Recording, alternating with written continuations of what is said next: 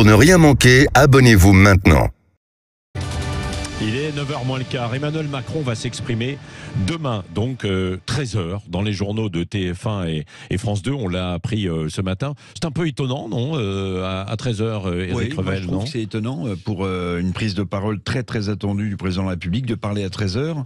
Alors, qui regarde la télé à 13h plutôt les territoires, plutôt peut-être les retraités. Est-ce qu'il veut jouer la France, j'allais dire, entre guillemets, profonde, celle qu'il a favorisée quand même, les retraités, puisque les pensions ne baissent pas, heureusement pour eux. C'est très curieux, je trouve, cet horaire de 13h. On s'attendait plutôt à ce qu'ils prennent la parole à 20h. Enfin, c'est un grand classique, s'adresser à la France entière. Là, il choisit un créneau. Enfin, je sais pas ce qu'on pense. Qu'est-ce qui est un peu étrange. Moi aussi, j'ai du mal à comprendre pourquoi 13h. Et surtout, qu'est-ce qu'il pourra annoncer? Est-ce que ça va être du service après-vente de sa réforme, ou est-ce qu'il peut aller au-delà sur une annonce un peu surprenante? Je pense qu'il ne reculera pas. Pour ceux qui imaginent un recul, je pense que ça peut être totalement évacué. Il y aura sans doute des explications sur la nécessité de cette réforme, et je pense qu'il va ouvrir des perspectives sur les mois à venir, et pour démontrer que son quinquennat n'est pas terminé, que d'autres réformes sont à venir, et qu'il poursuit cette dynamique de transformation du pays. Il va chercher aussi, peut-être en s'adressant à 13h, une France qui peut encore le soutenir, quoi, pour lui. Voilà, c'est ça, le soutien contre une France qui manifeste dans les villes, qui est radicale. Plutôt les seniors. Les seniors plus, quoi. Les seniors plus, les retraités, absolument. Je pense que c'est ça le calcul, mais le risque qu'il prend quand même, c'est que, bon, très bien, ce sera sans doute relayé sur les réseaux sociaux, mais c'est que beaucoup de gens passent à côté de son intervention. Ce sera commenté. En fait, je pense qu'il s'adresse à la France aussi qui n'aime pas le désordre, à cette France qui avait tourné le dos aux Gilets jaunes lorsque les Gilets jaunes ont commencé à brûler, à saccager les centres-villes. Donc sans doute que c'est cette partie-là de la France à laquelle il va essayer de s'adresser. Jean-Pierre est avec nous de Marseille. Bonjour Jean-Pierre. Oui, bonjour. Qu'est-ce que vous en pensez, vous, Emmanuel Macron, là, qu'est-ce qu'il va chercher à convaincre certains qui peuvent encore le soutenir sur sa réforme, sur le bien fondé, dira-t-il, de sa réforme? Je pense que s'exprimer pour, je dirais, caresser les gens dans le sens du poil, c'est ce qu'il fait de mieux depuis toujours. Hypnotiser les gens avec ses beaux yeux, c'est ce qu'il fait de mieux. Et c'est là qu'il est le meilleur. Voilà, je pense que c'est ça qu'il va essayer de faire encore une fois pour se tirer de cette situation extrêmement mauvaise dans laquelle il se trouve. D'un point de vue politique, est-ce que la motion de censure, elle a été rejetée, mais c'est passé quand même de justesse, 9 voix pour le maintien quand même de ce texte de la réforme des retraites. Vous pensez, Jean-Pierre, que ça peut changer un petit peu les choses, hein? Moi, je pense qu'il a été très mal élu pour la deuxième fois. Ça, c'est un constat. Cette fois, c'est validé par l'absence de majorité absolue au Parlement. Et il est finalement dans la main des LR qui ont décidé de ne pas provoquer une crise politique majeure en ne votant pas cette motion de censure. C'était à deux doigts, quand même. C'était à deux doigts. C'était à deux doigts, oui. Je veux dire, c'était à 9 voix. Mais en réalité, ces 9 voix démontre toute la fragilité de la légitimité actuelle du président. Il a fait 28% au premier tour quand même, et ensuite il a été élu, quoi. Donc oui, mais si vous voulez, c'est toujours pareil. Il n'a pas été élu sur un programme. Il n'a parlé. Moi, je concède une chose à Emmanuel Macron. Une chose, c'est que dans sa campagne, qui n'a jamais eu lieu, il n'a parlé que d'une chose, c'est des retraites. Oui, c'est vrai. Donc moi, quand j'ai des conversations avec des différentes personnes, je leur dis, mais si tu as voté pour lui, la seule chose dont il est parlé pendant sa campagne, ça a été la retraite à 64 ou à 65 ans, il ne savait même plus trop lui-même. Voilà. Donc, à partir de là, ceux qui ont voté pour lui, ils doivent se poser des questions. Mais simplement, on a voté plus contre quelqu'un que pour un autre. Et c'est bien ça le problème. Et ça s'est matérialisé par la suite aux législatives, et aujourd'hui, on le voit par la fragilité de son pouvoir. Il est devenu un canard sans tête, parce qu'en plus, on sait qu'il ne va pas se représenter dans 4 ans.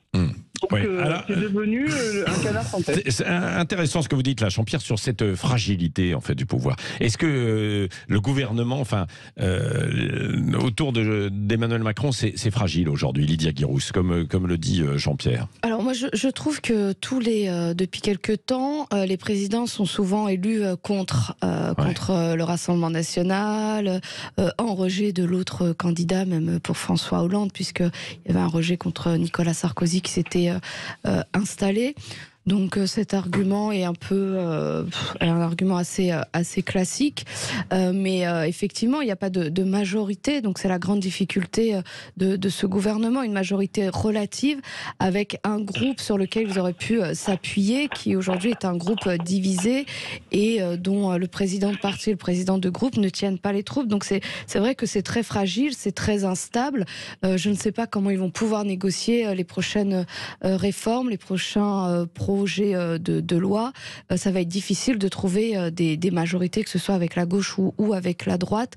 On a l'impression qu'ils sont au point mort, mais bon, la politique est pleine de surprises. Peut-être qu'il saura rebondir. On avait aussi parié sur sa mort après l'épisode des Gilets jaunes et il avait réussi à renouer un contact et à retrouver du souffle. Oui.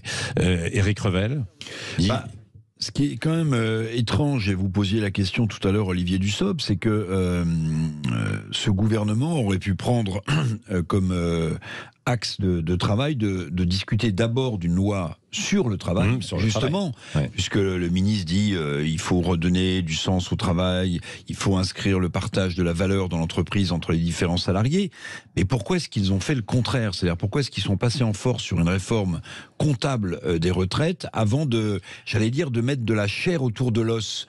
Ils auraient dû expliquer leur démarche, ils auraient dû aborder la question du sens du travail, de l'évolution des postes de travail, du partage de la valeur dégagée dans l'entreprise pour tous les salariés. Et à côté de ça, ils ont fait exactement le contraire. Donc cette espèce le passage en force dont on parle sur le 49.3, qui est un outil constitutionnel, en fait, je trouve qu'il est bien dans l'attitude quand même de ce gouvernement. C'est-à-dire, plutôt que mettre cette loi sur le travail en premier, puis discuter ensuite d'une réforme des retraites, ils ont fait le contraire, comme si là aussi, ils imposaient et leur tempo et leur façon de voir les choses. Mais visiblement, ça ne passe pas du tout. Oui, mais bien sûr, ils ont été élus. Je ne vois pas quel gouvernement aurait eu un meilleur accueil en disant aux Français, vous allez devoir travailler 2 ans de plus parce que quelque part nous n'avons plus les moyens de l'État-providence, parce que quelque part il va falloir rembourser aussi cette dette avec le quoi qu'il en coûte, et je crois que en fait le Covid a accéléré cet état d'esprit qui consiste à considérer qu'on peut avoir des choses gratuitement, et le quoi qu'il en coûte a été assez ma chère Lydia, délétère. que sont les 17 milliards? C'est colossal évidemment, le trou il faut pas le laisser se creuser davantage pour notre système par répartition. Mais que sont ces 17 milliards par rapport à 3 000 milliards d'euros de dette, par rapport à 168 milliards de déficit commercial, par rapport à 200 milliards de déficit budgétaire? Est-ce que tout ça, on valait la chandelle de fracturer un peu plus un pays? On ne fait rien. D'autres avaient proposé de travailler jusqu'à 67 ans. Quand on dirige un pays, on est là pour rassembler les gens. On n'est pas là pour les fracturer. D'aller jusqu'à 67 ans. Vous pensez qu'ils auraient rassemblé les Français? Moi, je pense que dès lors qu'on dit qu'il faut travailler plus, alors moi le reproche que je leur fais, c'est de ne pas avoir tenu un discours de vérité et d'avoir dit elle est absolument nécessaire pour des raisons financières et économiques.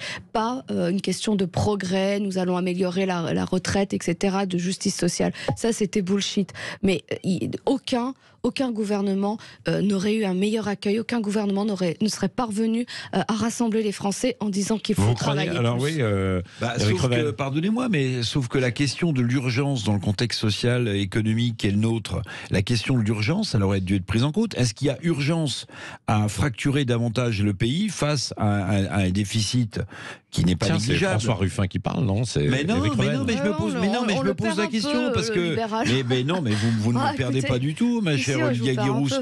Je dis simplement que vous avez, pardonnez-moi, une vision un peu étriquée. Il faut prendre en considération l'état d'un pays, l'état d'exaspération des gens. Évidemment que c'est jamais le bon moment pour faire passer une retraite aussi impopulaire que celle de la réforme des retraites, surtout quand il s'agit de travailler 2 ans de plus.